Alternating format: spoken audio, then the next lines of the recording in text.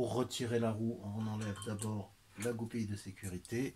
On retire ensuite l'écrou qui retient l'axe de roue.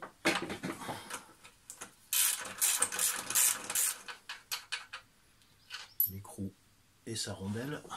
Ensuite, il faut retirer la vis et l'écrou qui bloquent l'axe de la roue avant.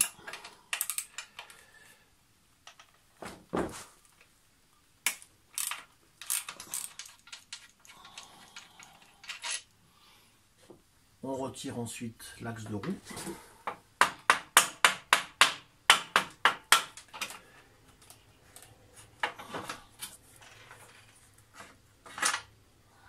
Il faut ensuite retirer l'entraîneur du compteur de vitesse. Voilà, et ça libère complètement la roue. Ensuite, on va débloquer les vis qui serrent, vis et écrou qui serrent le T inférieur et le T supérieur pour pouvoir débloquer la fourche.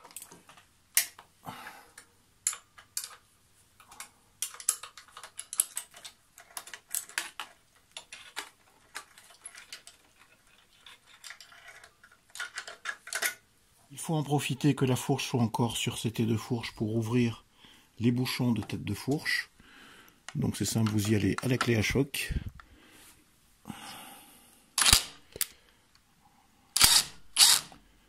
Et vous faites bien attention de ne pas l'ouvrir complètement, puisqu'à l'intérieur du tube de fourche, il y a un ressort sous pression. Et donc avec risque le ressort vous saute à la figure si vous ouvrez le bouchon complètement. Pour réaliser mon outil BTR, ma clé BTR de 17, qui m'a servi à démonter la tête de fourche, je n'en avais pas évidemment, c'est pas un outil qu'on utilise fréquemment. Donc j'ai pris un goujon de roue de voiture, un écrou de 18, j'ai mis le goujon, enfin l'écrou dans le goujon, le tout dans une douille de 18, j'ai soudé le tout sur le pourtour et j'ai mis une vis qui traverse l'axe, et ensuite ça permet donc de fixer l'ensemble sur la clé à choc et d'ouvrir le bouchon de la tête de fourche. Et pour terminer de libérer la fourche, on va débloquer les vis qui retiennent le garde-boue sur la fourche.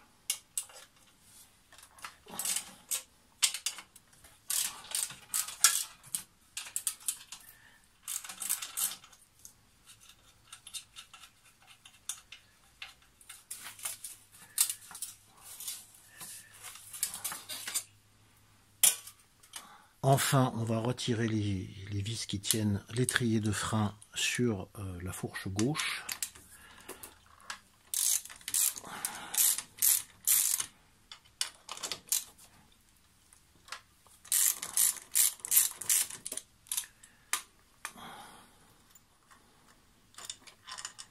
Voilà, on a libéré l'étrier. Et pour terminer, on va libérer également le passage du câble de compteur. Et là, on va pouvoir faire glisser la fourche dans les T supérieur et inférieur et la retirer complètement. Les deux fourches sont démontées. Nous allons maintenant voir en détail les opérations à effectuer pour la vidange et le changement des joints spi. Dans un premier temps, on va vidanger la fourche, donc en ouvrant la vis qui tient le tube de fourche et celle qu'on vient de dévisser en tête de fourche.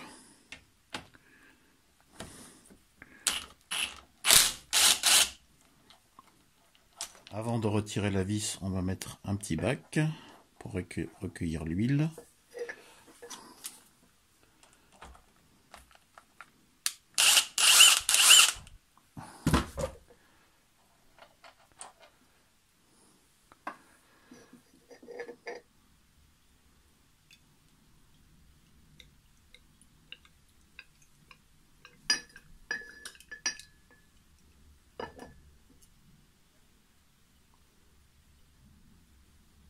Nous allons terminer maintenant la vidange en retirant complètement la vis de tête de fourche, le bouchon de tête de fourche.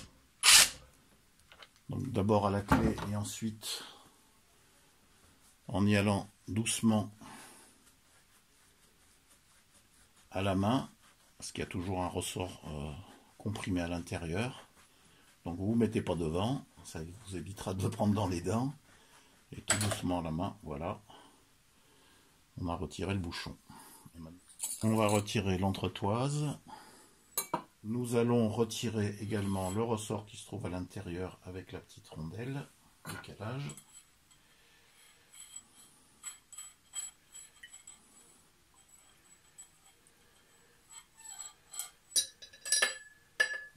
Et on va pouvoir vider l'huile qui reste.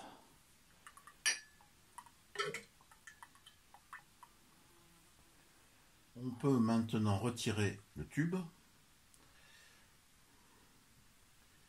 puisqu'il n'est plus retenu par la vis que l'on a enlevée tout à l'heure. Lors du démontage, faites bien attention à conserver cette tige de maintien de l'amortisseur dans le tube de fourche, ainsi que la broche conique qui vient là et qui vient supporter donc la vis que l'on a enlevée du bas du fourreau. Donc évidemment tout cet ensemble se trouve à l'intérieur du fourreau. Et l'on va pouvoir maintenant enlever le cache-poussière et le joint spi qui se trouve à l'intérieur du fourreau. Dans un premier temps, il faut retirer le cache-poussière qui se trouve ici.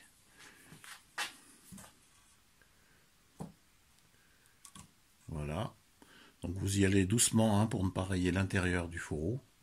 Voilà le cache-poussière qu'on va réutiliser. Et maintenant, voici le joint spi qui se trouve ici, retenu par le circlips que l'on voit là. Donc on va retirer les deux pour pouvoir le changer. On va dans un premier temps retirer le petit circlips avec un tournevis. Il y a trois points d'accroche. Le premier est enlevé, le deuxième et le troisième.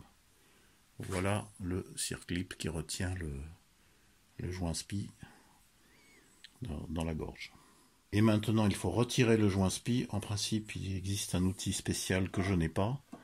Donc on va faire pression avec un tournevis, petit à petit, pour le sortir de son logement. Donc toujours en faisant bien attention de ne pas rayer l'intérieur du fourreau de fourche.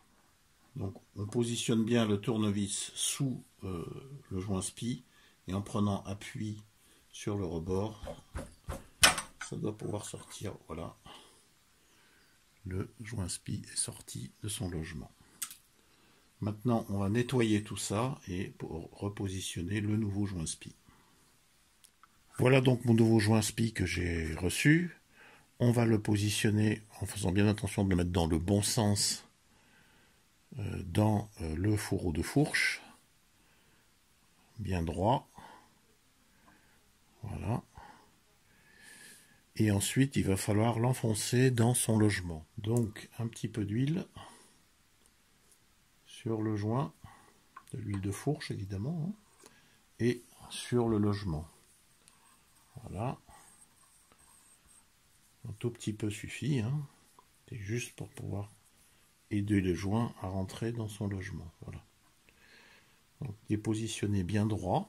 Et pour ma part, j'utilise un tuyau en PVC du bon diamètre que j'ai légèrement retaillé pour pouvoir prendre appui sur le bord du joint.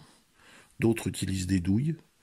Et on va pouvoir maintenant le rentrer dans son logement. Donc on tapote de façon régulière sur l'ensemble de la périphérie du joint. Vous utilisez bien un maillet caoutchouc.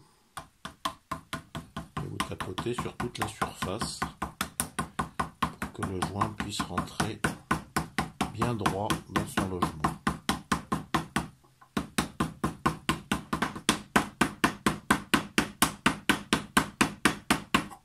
Donc voilà, on voit bien que le joint est bien positionné et que la gorge pour le circlip est libérée et bien au-dessus du joint. Nous allons pouvoir maintenant remettre en place le circlip dans sa gorge.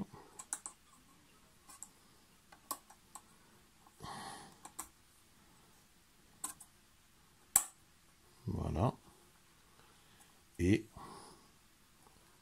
le cache-poussière préalablement nettoyé. Le cache-poussière, on le remet également en place.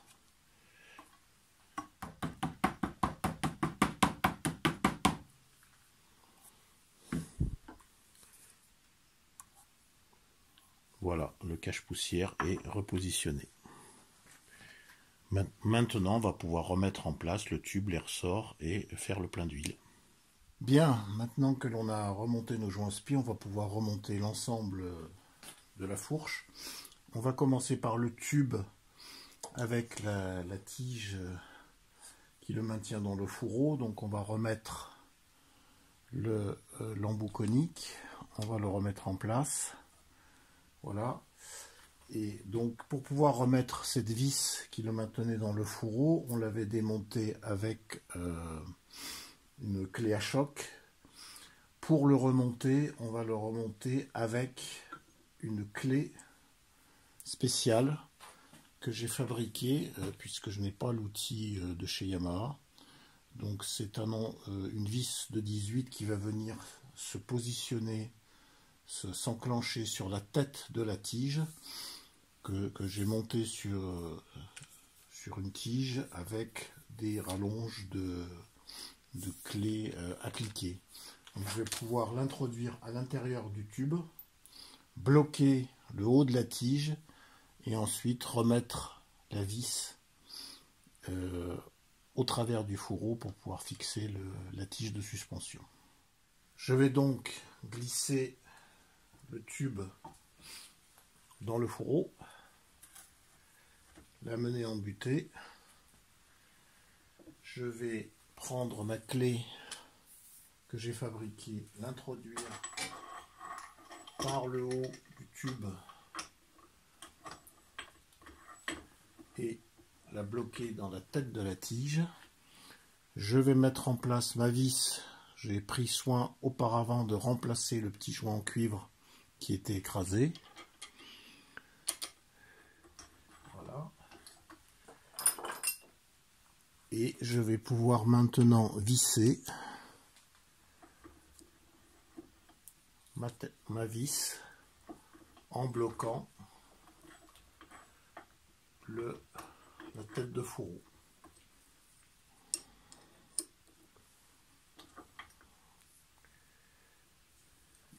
Voilà, je visse ma vis. Ma tête de fourreau est bien bloquée, la vis prend bien comme il faut. Je serre donc ma vis au couple préconisé.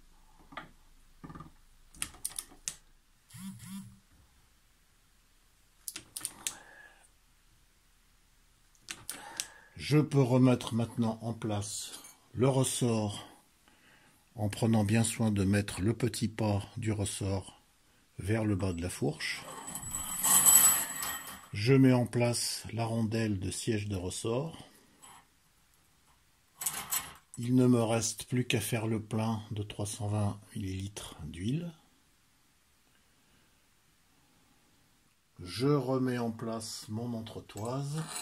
Il ne me reste plus qu'à revisser le bouchon de tête de fourche en ayant bien pris soin au préalable de vérifier que le joint torique est en état.